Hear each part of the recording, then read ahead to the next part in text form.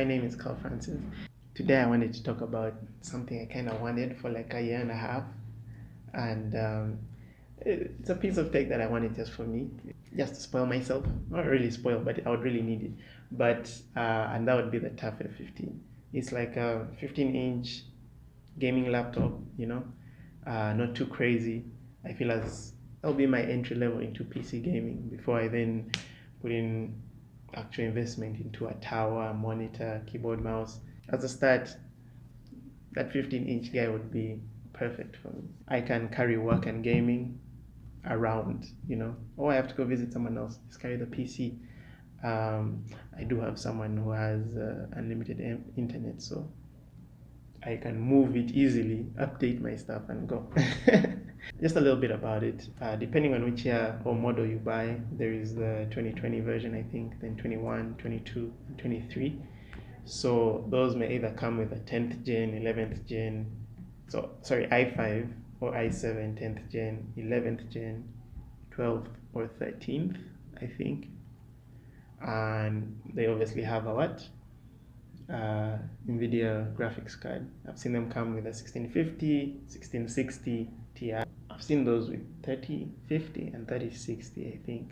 And depending on which version you buy, you get some added perks. Like if you get the 2022 version, which is the one I'm looking at, you get a max switch and the indicator lights. They're status indicators, battery life, those things.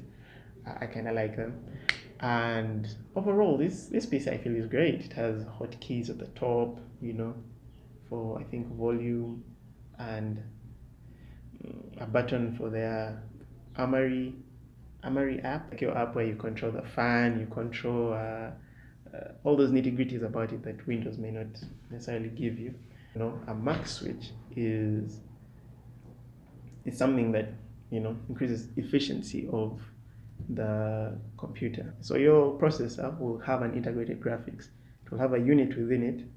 Your CPU, that is the Intel or AMD, will have a processing unit that caters for graphics. But then if you add an external graphics card, i.e. the NVIDIA 1650, whatever, the graphics card has to send signals to the chip first, to the screen, through the integrated graphics, which is causing a bottleneck. It's causing more roots. So the max switch will automatically turn off and on when you're on battery mode or not. For example, if you are on battery, meaning you're not charging, the max switch will make sure, one, it turns off the external graphics card, and most of the graphics work will be done by the internal GPU.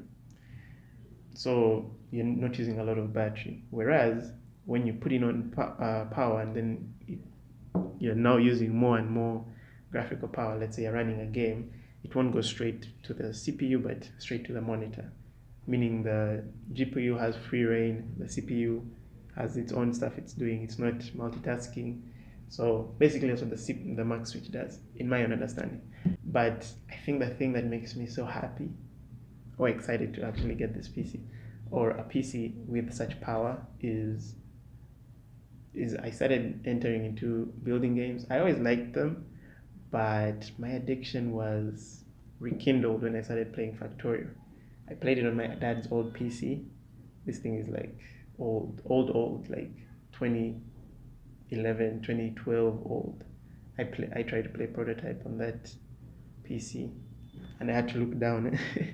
It was a new PC at the time, but I had to look down so that the CPU doesn't have to render a lot and the game can run. Otherwise, I was playing on 1 frame per second. Factorio is it's like a factory building game. You are on a planet, you crash landed on a planet, you have to use the resources on that planet to then get safely off the planet, build a spaceship, but you have to handle how you mine resources, how you process them, how you turn those processed resources into other complex resources, and you have to think about input, output, efficiency, because you also have to handle your own power. Now obviously your factory gets bigger and bigger and bigger and bigger, and at some point the laptop couldn't handle that, so I'd have to stay away sometimes from my actual center of operations because then it will start lagging. But that tickled my mind for more city building games. Now I wanted to play Foundation. You are in charge of a village, and all the villages are autonomous. All you have to do is you have to give them jobs, you have to give them places to stay, you have to give them food and other needs they may have. Like you have to think about all that. Satisfactory, as I said, Factorio, you build a factory.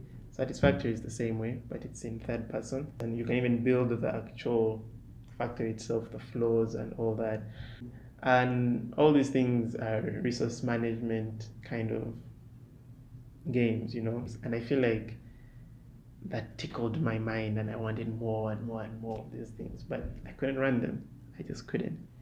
But this PC could, and it's entry level. I don't have to spend so much.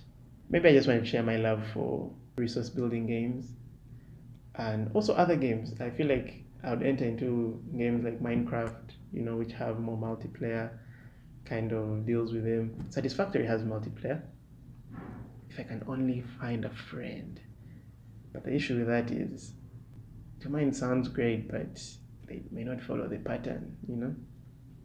But I guess that's the point of the fun of it, And I do have a friend who has PC, so probably we'll find something to play together. And also, it would be helpful to edit these videos, to work on it, type. I do have other work to do. I guess this video should just be titled "I Love City Building Games" or "Santa Claus Hear Me Out." So anyway, thanks for listening in. My name is Carl Francis, and God bless.